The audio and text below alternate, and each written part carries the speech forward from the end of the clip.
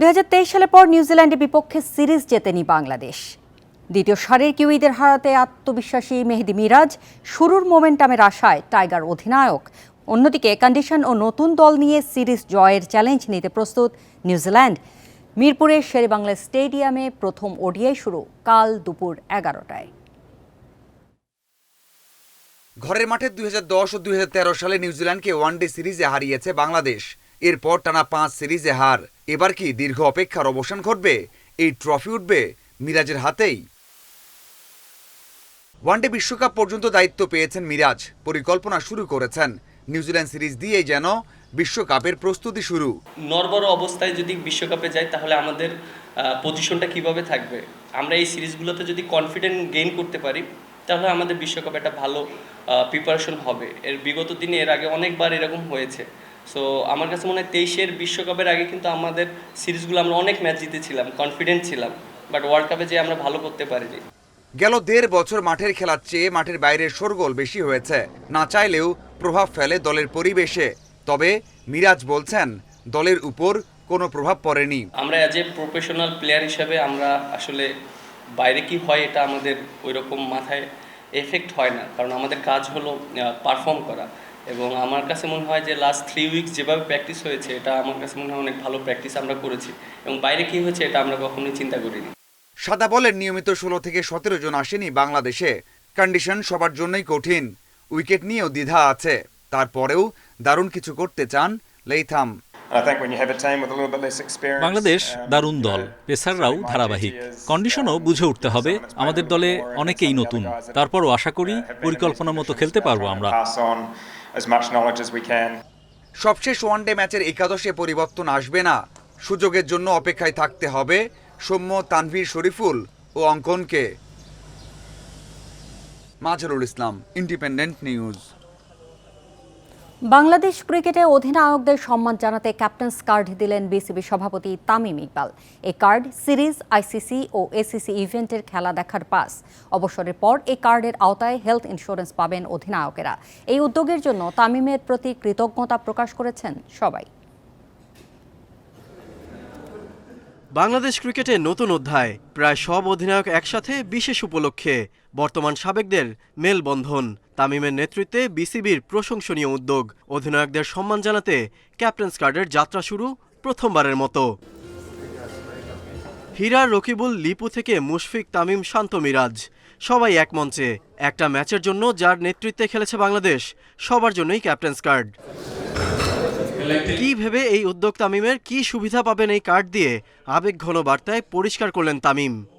আমি কোনোদিন দেখতে চাই না যে আমাদের ক্যাপ্টেন একটা টিকিট নিয়ে লাইনে দাঁড়া থাকবে। আমাদের ক্যাপ্টেন বিসিবিকে ফোন করবে যে আমার টিকিটটা কই। যে মুহূর্তে রিটায়ার করবেন তারা will get health insurance exactly like the national team cricketers.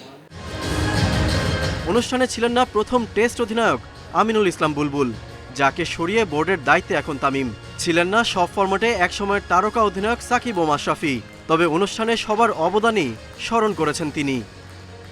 Mashrafi, I've spoken to Shakib, I've spoken to Farooq Bhai, I've spoken to each and everyone. আমি বুলবুল ভাইকে কল করেছি। His contribution to Bangladesh cricket is immense. He's our first test captain, first centurion. I tried to reach out to him, but unfortunately I couldn't. অধিনায়কদের প্রতি বোর্ডের এই সম্মাননায় সবাই রোমাঞ্চিত। Captain's কার্ডের জন্য বোর্ড প্রধান তামিমকে ধন্যবাদ জানিয়েছেন। I would like to thank one gentleman particularly who has felt the necessity of respect and love.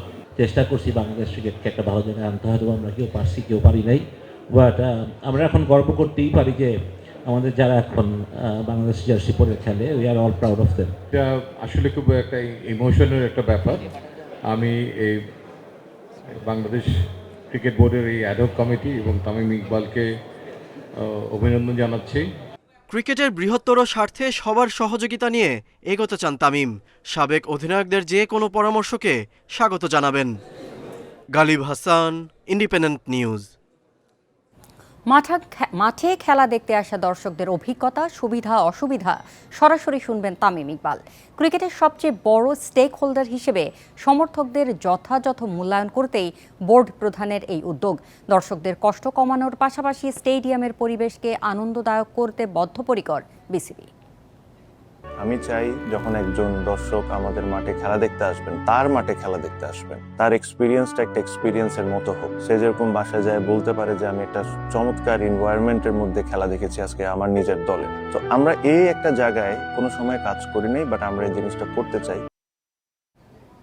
23 April থেকে সাফের প্রস্তুতি শুরু হচ্ছে জাতীয় নারী দলের। চট্টগ্রামের পর চীন অথবা থাইল্যান্ডে ক্যাম্প করবেন ঋতু আফিদারা, যেখানে টপ টায়ারের দুটি ক্লাবের বিপক্ষে প্রস্তুতি ম্যাচ আয়োজনের চেষ্টা করছে বাফুফে। সাফে অংশ নিতে আগেভাগেই ভারতে যাবে বাটলারের দল, জানিয়েছেন সহসভাপতি ফাহাদ করিম। টানা 2 সাফে চ্যাম্পিয়ন বাংলাদেশ নারী দল, হ্যাট্রিকের সুযোগ। এবার 6 দলের টুর্নামেন্ট ভারতের গোয়ায় 25 মে থেকে 7 জুন, 1.5 মাসও বাকি নেই। বয়সভিত্তিক ও সিনিয়র এশিয়ান কাপের ব্যস্ততা শেষ, এবার সাফের মিশনে মনোযোগী বাটলারের দল। প্রস্তুতির রূপরেখা সাজিয়েছে বাফুফে। চট্টগ্রামের কোরিয়ান ইপিজেটে 10 দিনের ক্যাম্প শুরু 23 এপ্রিল। দেশের বাইরে চীন অথবা থাইল্যান্ডে হবে সপ্তাহ 2 কন্ডিশনিং ক্যাম্প, যেখানে 2টি প্রস্তুতি ম্যাচ আয়োজনের চেষ্টা করছে ফেডারেশন। হেড কোচ সাহেব একটা 4 উইকসের প্রোগ্রাম করেছেন, প্রাথমিকভাবে প্রস্তাব করেছেন।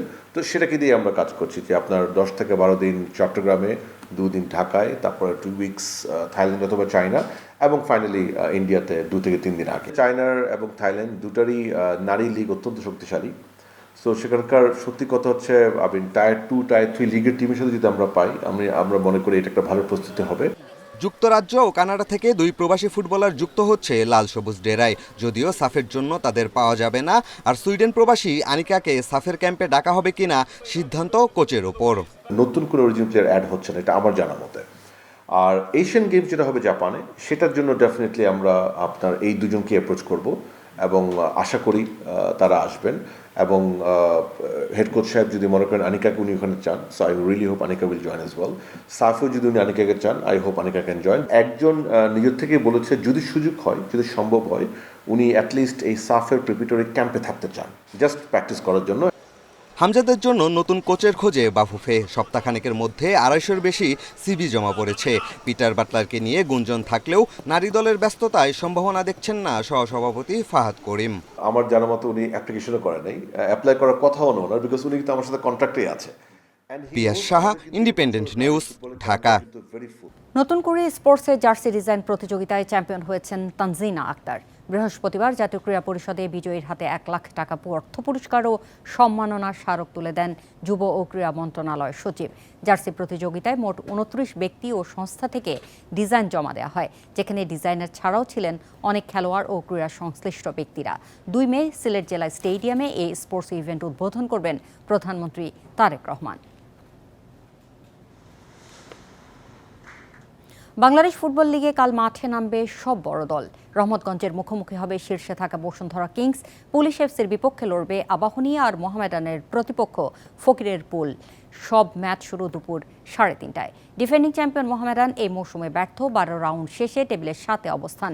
কোচ আলফাজকে সরিয়ে অন্তর্বর্তী দায়িত্বে সেন্টু। শিরোপা লড়াই থেকে ছিটকে যাওয়া সাদা কালোদের লক্ষ্য অবস্থানের উন্নতি। অন্যদিকে আবাহনী তুলনামূলক শক্ত অবস্থানে আছে।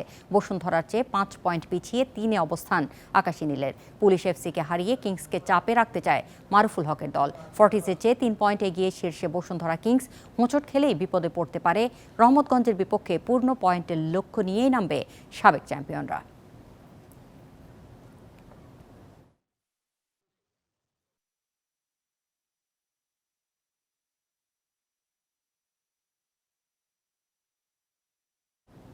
এই ছিল আজকের যত খেলা। ইন্ডিপেন্ডেন্ট টেলিভিশনের সব খবর বিস্তারিত জানতে চোখ রাখুন ফেসবুক, ইউটিউব ও এক্সে। আমন্ত্রণ পরের আয়োজনে।